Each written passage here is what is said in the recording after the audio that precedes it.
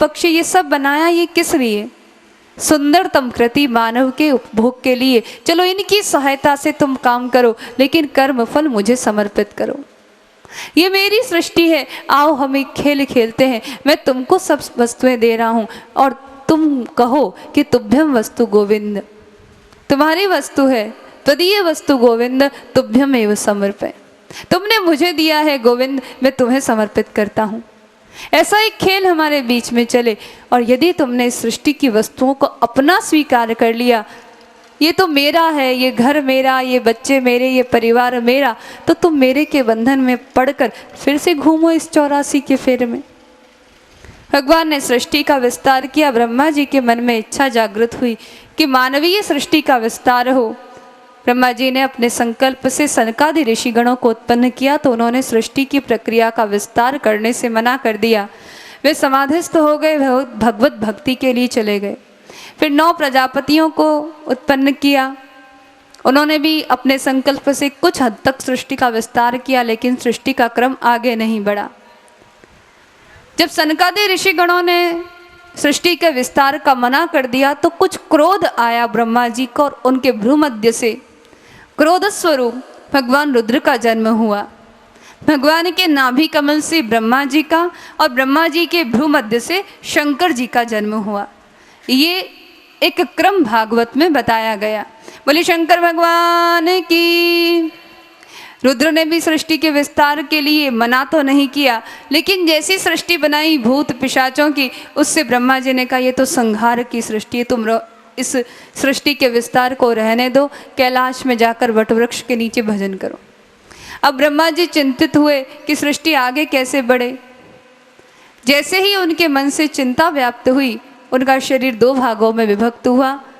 मानवीय सृष्टि उत्पन्न हुई, मननशील प्राणी उत्पन्न हुआ जो सोच समझ सकता था, जिसमें विवेक प्रधानता थी।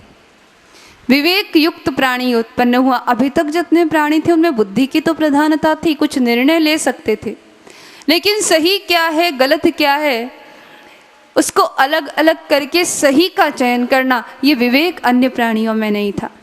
विवेक प्रधान प्राणी मनु महाराज उत्पन्न हुए और उनकी शत्रुपा नामक पत्नी उत्पन्न हुई। ब्रह्मा जी ने उनको मैथुनी सृष्टि के विस्तार का आदेश दिया, तो उन्होंने कहा हम सृष्टि का विस्तार कहाँ करें, रहने के लिए तो धरती चाहिए। और धरती को इस समय हिरण्याक्ष नाम का दैत्य रसातल में ले गया है। अब ब्रह्मा जी और अधिक चिंतित हुए। जब वे चिंतित हुए तो उनके नासिका द्वार से, क्योंकि नाक गंध का अधिष्ठाता है। देखिए जो कुछ हमारे शरीर में है वही ब्रह्मांड में है। नासा द्वार घ्राणेन्द्रिय है, वहीं से हम गंध का अनुभव करते हैं, और गंध पृथ्वी का गुण है। जैसे 5 महाभूतों के गुणों का वर्णन हमने कल किया था, गंध पृथ्वी का गुण है, पृथ्वी का उद्धार करना है। इसीलिए गंध गुण से भगवान ने अपने स्वरूप की सृष्टि की।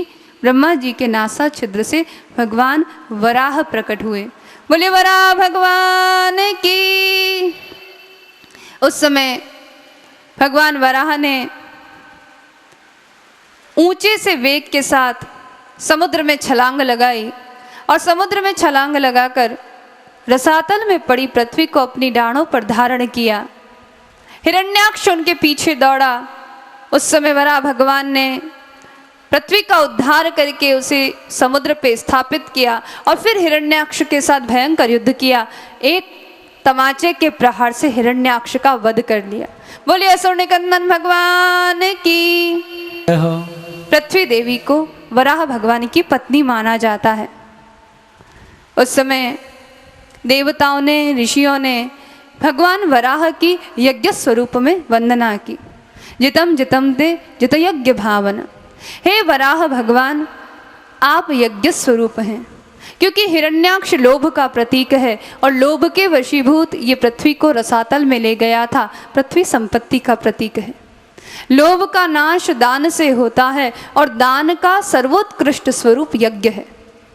इसीलिए हे यज्ञ वराह, हम आपकी वंदना करते हैं। आपका पूरा श्रीअंग यज्ञ के स्वरूप से विभूषित है। आपके कान यज्ञ के सर्वे के समान हैं। आपका मुख यज्ञ की वेदिका के समान हैं, आपके नेत्र सूर्य चंद्रमा के समान हैं। आप वेद गंभीर गिरा में जब बोलते हैं तो ऐसा लगता है कि जैसे वैदिक ऋचाएं प्रकट हो रही हैं।